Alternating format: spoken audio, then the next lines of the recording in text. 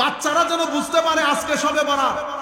যদি ঘরের মধ্যে লাইট টাইট থাকে লাইট লাগাবেন, যদি লিখে রাখতে হয় তাহলে লিখবেন আজ পবিত্র শবে বরাত। ও 6 বছরের বাচ্চা 7 বছরের বাচ্চা আগে শবে বরাত কেমনে বুঝতো? হালুয়া আর পরোটা আর পোলার খুশবে সে বুঝতে পারতো যে শবে বরাত ইজ দেয়ার। এবং আমার জেঠারা তারাবাজি আনতো, আমরা তারাবাজি নিয়ে উঠানে দূর দিছি। হালুয়ার বাজার নাও হয় ফজরে উঠে হালুয়ার বাজার করবে। মা বোনরা শুনতেছে ঘরের মধ্যে যেন হালুয়া অবশ্যই হয়। রুটি হালুয়া ছাড়া যেন কালকে শবে বরাত পালন না হয়। রুটি হালুয়া করবেন, সামর্থ্য অনুযায়ী খাওয়া দাওয়া রেডি করবেন। গরিব আত্মীয় স্বজনের মাঝে আমরা যেভাবে দেই সেভাবে দেবেন। আগের ফ্লেভার। গোসল করবেন না, অমুক গোসল করতে নিষেধ না, অমুক সমুক বাদ দেন, গোসল করবেন। তওবার নামাজের মাধ্যমে শবে বরাতের যাত্রা শুরু করবেন। এক তওবা ওযু দিয়ে করব, আরেক তওবা তওবার নামাজ পড়ে করব। সূত্র শুরু করব পানির তওবা আর নামাজের তওবা দিয়ে। গোসল করবেন, তার আগে ঘর দুয়ার সুন্দর করবেন, বাচ্চারা যেন বুঝতে পারে আজকে শবে বরাত। যদি ঘরের মধ্যে লাইট টাইট থাকে লাইট লাগাবেন, যদি লিখে রাখতে হয় তাহলে লিখবেন আজ পবিত্র শবে বরাত। সময়ের নার বুঝেন, ডিমান্ড বুঝেন। ইংল্যান্ড আমেরিকার মধ্যে তারা কি ধর্মকর্ম কিছু বুঝে? কিচ্ছু বুঝেন। কিন্তু ডিসেম্বর মাস আসলে পুরা মাস ব্যাপী তারা স্কুলের মধ্যে ছেলেদেরকে ঈসা আলাইহিস সালাম, মরিয়ম আলাইহিস সালাম পুরা কাহিনীগুলা পড়ায়। প্রত্যেক বাচ্চাকে জিজ্ঞেস করেন, সব নামগুলা বলবে কাহিনী সহ। আমাদের ছেলেদেরকে জিজ্ঞেস করেন, পাক পাঞ্জাতন বলতেও পারবে না। আপনারা বুঝতে পেরেছেন? সময়ের স্ট্র্যাটেজি থাকে, জামানার কিছু ডিমান্ড থাকে। আমার কাজ হচ্ছে সেই ডিমান্ড ফুলফিল করা। কারণ আমার উদ্দেশ্য একটা, উদ্দেশ্যের মধ্যে কোনো পরিবর্তন, পরিবর্ধন, পরিশোধন, সংযোজন, বিয়োজন কোনো কিছু উদ্দেশ্যের মধ্যে আসে না। সেই উদ্দেশ্য অ্যাচিভ করার জন্য আপনার যে মেথোডোলজি, মানহাজ, এটার মধ্যে পরিবর্তন আসে, পরিবর্তন আসে, পরিশোধন আসে, সংযোজন হয়, বিয়োজন হয়। কিসের মধ্যে? মেথোডোলজির মধ্যে, মেথডসের মধ্যে। রয়ে গেল উদ্দেশ্য। উদ্দেশ্য তো একটা। উদ্দেশ্য কি? শবে বরাতে আল্লাহর দরবারে তওবা করে নিজেকে পরিষ্কার করে মাহে রমজানের জন্য তৈরি করা। আমার উদ্দেশ্য তো এটা। বাকি জিনিস দেখিয়েন না। কেন? যখন রিকশায় চড়ে যাওয়া দরকার আমি রিকশায় চড়ব, যখন রিকশা থেকে নেমে বাসে চড়া দরকার আমি বাসে চড়ব, যখন কারে ওঠার দরকার কারে উঠবো, প্রয়োজন যদি হয় হেলিকপ্টারে যাব। যাচ্ছেন না হেলিকপ্টারে? যাচ্ছি না। হেলিকপ্টার তো উদ্দেশ্য না, উদ্দেশ্য তো প্রোগ্রাম। হেলিকপ্টার বাহন, তো হেলিকপ্টার ছাড়া বাহন আর নাই, আছে। কিন্তু আমি সময়ের ডিমান্ড হচ্ছে আমাকে এখন হেলিকপ্টার ব্যবহার করতে হবে। আপনারা বুঝতে পেরেছেন? সুতরাং সময় যত পরিবর্তন হবে তত আপনার মেথডের মধ্যে, মেথোডোলজির মধ্যে আপনি পরিবর্তন আনবেন। আপনাদের লেখা পড়া সবকিছুর মধ্যে প্রত্যেকদিন পরিবর্তন হচ্ছে না। তো কেউ কি এখন 2 2 5 বলে? ও 2 2 4টা থাকবে, কখন কখন ডাকপারিও থাকবে। লেখাপড়ার জায়গার মধ্যে থাকবে, মেথডস পরিবর্তন হবে, মেথোডোলজি পরিবর্তন হবে। আপনারা বুঝতে পেরেছেন? সুতরাং টার্গেট তো একটা, কিন্তু ডিমান্ড পরিবর্তন, সময়ের ডিমান্ড পরিবর্তন হচ্ছে। আমরা বাচ্চাদের মধ্যে শবে বরাত, আগে আমাদের বাপদাদারা কি করতো? বাজি আনতো না, বাজি। আমরা 6-7 বছর যে পোলায় শবে বরাত বুঝবে। আমার ভিতরে শবে বরাত ঢুকাইলো কে? বাজি। আর আমার মার হালুয়া, পোলাও বা এখান থেকে আইসা আপনি যদি বলেন আমার ভাই এ পোলাও নাই, পোলাও নাই, পেঁয়াজু আর চনাবুট আছে, পেঁয়াজু আর বেগুনি খান, যে চনাবুট পেঁয়াজু বেগুনি, এটা ছাড়া আমাদের ইফতারি হয়? তো চনাবুট পেঁয়াজু কি শরীয়তের দলিল? এটা কি আমার নবী এভাবে ইফতার করতো?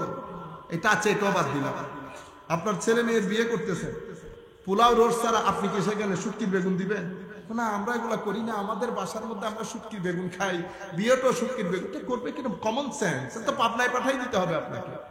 আপনি বুঝতে পারেন নাই, দেশের কালচার থাকে, ট্রেডিশন থাকে। আমি জায়েজ না জায়েজের মধ্যে যাচ্ছি না। আপনি আমাকে শরীয়ত বুঝাইতে আসেন না, শরীয়ত আপন জায়গা নেই। আপনি আমাকে বলবেন আমার কোন কাজ যদি শরীয়ত গর্হিত হয় তো হয় কোরআনের দলিল দেবেন, নয় হাদিসের দলিল দেবেন, যে এই কোরআনের আয়াত এই হাদিসের মাধ্যমে আমার আল্লাহ অথবা আমার নবী এটাকে নিষেধ করেছে। নিষেধাজ্ঞা যদি আল্লাহ না দেয়, রসুল না দেয়, তো আপনি কে?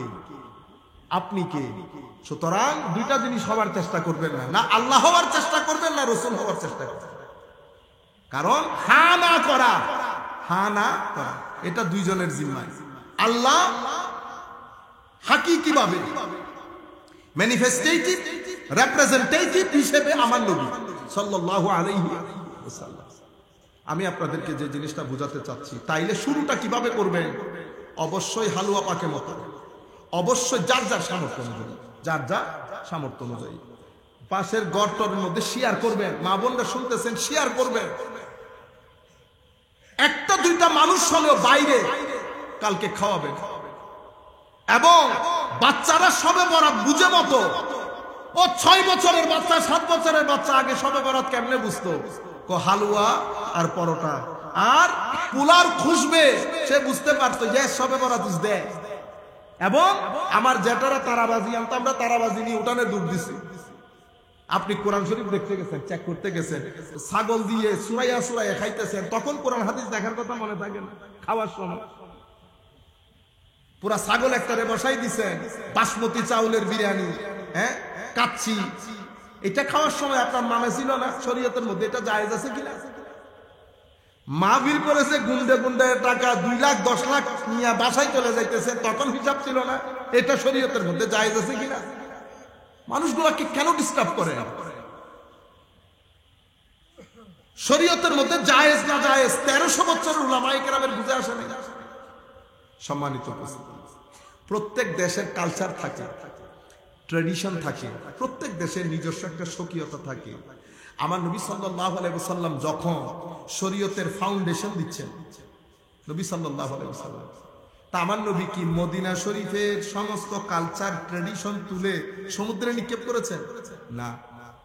বিয়ে প্রথা, ব্যবসার প্রথা, সামাজিক রীতিনীতি যা ব্যালেন্সড নেওয়ার মতো তা নিয়েছেন। যা যেটার ভিতরে জুলুম আছে, যেটার ভিতরে ব্যালেন্স নাই, সেটা আমার নবী বাদ দিয়ে দিয়েছে। কোনো সমস্যা আপনি শুধু মানে এতটুকুন বুঝেন যে আমার নবী ফিলিংসকে কি গুরুত্ব দিয়েছেন। মদিনা শরীফ গিয়ে জিজ্ঞেস করতেছে, কি ব্যাপার আপনারা রোজা রাখেন কেন? মুসলমানদেরকে জিজ্ঞেস করছিল। আপনি আপনার মাইন্ডসেট আর আমার নবী যে মাইন্ডসেট দিচ্ছে সেটার সাথে একটু চিন্তা করেন তো। মদিনা শরীফের মেইন লোক হচ্ছে ইহুদিরা, তো তাদেরকে আমার নবী বলছে, কিরে এরা রোজা রাখে কেন? এরা রোজা রাখে কারণ এই দিন হযরতে মুসা আলাইহিস সালাম থেকে আল্লাহ তাদেরকে মুক্তি দিয়েছে। আপনি মাইন্ডসেট দেখেন। আমার নবী সাল্লাল্লাহু আলাইহি ওয়াসাল্লাম বলতেছেন, আচ্ছা এই কারণে রাখেন, তাইলে তো তোমরাও রাখো আমরাও রাখি, কারণ আমার ভাই মুসা, তা আমার অধিকার বেশি তোমাদের চাইতে। কেন? এটাকে বলে সোশ্যাল ইন্টিগ্রেশন। শরীয়তের মধ্যে যদি সমস্যা না থাকে, কারণ আহলে কিতাব আমার নবী ইন্টিগ্রেট করে নিয়েছে। সোশ্যাল ইন্টিগ্রেশন কেন করলেন ইয়া রাসূলুল্লাহ? এটা ব্রিজ, এটার মাধ্যমে আমার দ্বীনের পানি আমি সেই সোসাইটির মধ্যে পৌঁছাবো। আমি আপনাকে অন বোর্ড নিলাম, এটাকে কি বলে? অন বোর্ড নেওয়া। If I do not take you on board, আমি যদি শুরু থেকে আমাকে দূরে রাখি, কারণ আমি জজবা আলা মৌলবী, বুঝতে পেরেছেন? জজবা আলা আমাদের এখানে তো একটু কোন রকম যদি আমাদের হুজুররা মাইন্ড করে ফেলবে, প্লিজ ডোন্ট মাইন্ড, আমাদের যদি কোন রকম এলমে নাহু বুঝে আসে, যা যাইতুন রাইতু যাইতুন মারাতু বিজাইতুন, এতটুকুন বুঝে আসে, আর আরবির মধ্যে যদি এতটুকুন আসে, আমাদের ওই যে ট্র্যাডিশনাল আরবিক সিস্টেম, আনা উরিদু আন আতাকাল্লামা বিকা আল লুগা আল আরাবিয়্যাতা, এরকম যদি জবাব দিয়ে পড়ে, ও অতটুকুনে আমাদের হুজুরদের গায়ে আর হাত দেওয়া যাচ্ছে না। বুঝতে পারছেন? আমার যে ছেলেটা ঢাকা ইউনিভার্সিটিতে সুযোগ পাইছে, এখনো ভর্তি কাজ কমপ্লিট হয়নি, ধরতে পারবেন, গায়ে হাত দিতে পারবেন?